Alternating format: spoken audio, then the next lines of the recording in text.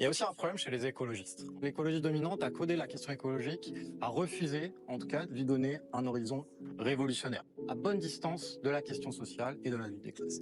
Et ça lui a permis de s'élever comme ça, un peu de manière magique, au-dessus des clivages politiques. Vous en pensez quoi en fait chez les Verts de la lutte des classes? C'est quoi votre discours par rapport à ça? Que l'écologie sans lutte des classes, c'est du jardinage. C'est quoi le capitalisme? Par exemple, une forêt, vous voyez, les écologistes, ils veulent la protéger, les capitalistes, ils veulent l'exploiter. Et on avait envie d'aller un petit peu plus dans le fond, justement, Avec parler plaisir. de politique. Donc, je prends pas de leçons au plateau sur la lutte des classes, ce truc. C'est ma vie, c'est pour ça que je me suis engagée.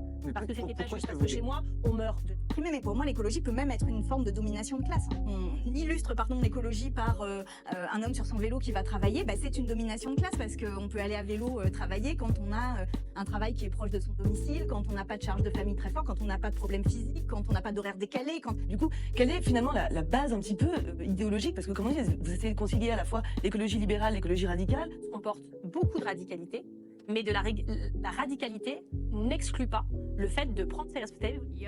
Non, mais celles et ceux Du coup, qui veulent, sur un plateau différent. on a changé de nom et de logo.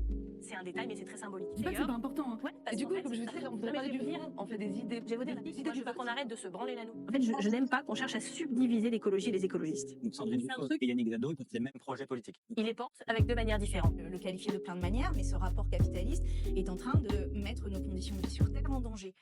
Réellement. Économie de marché, la libre entreprise et l'innovation, Mhm. c'est Yannick Jadot en 2019. Sandrine Rousseau, elle assume d'être anticapitaliste, par exemple. Être entre anticapitaliste et écologiste, ça veut dire de quoi on a absolument besoin pour vivre, quels sont les besoins essentiels, quels sont les biens communs indispensables, de quoi on a besoin pour avoir une vie correcte, digne, égalitaire, etc. Et on sort ça du marché, en fait, à minima, en premier. C'est au moins ça, quoi. C'est ça la question. C'est l'écologie. Et l'écologie, C'est quoi l'écologie politique? elle est indivisible. Justice sociale, justice environnementale. Un référendum un peu pour ou contre Marine Tondelier, voilà. Il y en a qui savent déjà, mais qui ne bougeront pas. Ce sont les 1%. Les 1% qui ont intérêt à ce que rien ne change jamais. Mais cela nous laisse 99%. Ça vous convainc, cette écologie des 99%? Enfin, dans les 99%, il y a par exemple des personnes racistes. Antifascisme. Voilà notre programme.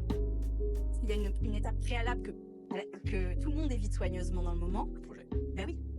Mais pas le projet, juste le projet avec 50 propositions ou 100 propositions, mais qu'on ait un débat en s'affrontant à nos différences, en fait. C'est notre ligne. Nous ne choisirons pas. La ligne portée aujourd'hui par les écologistes est clairement anticapitaliste. Est-ce que c'est clair ça ou pas pour les gens? À l'intérieur du Parti écologiste, non, c'est pas clair. Non, c'est pas clair. Toujours pas. Beaucoup après ce congrès. La preuve que non.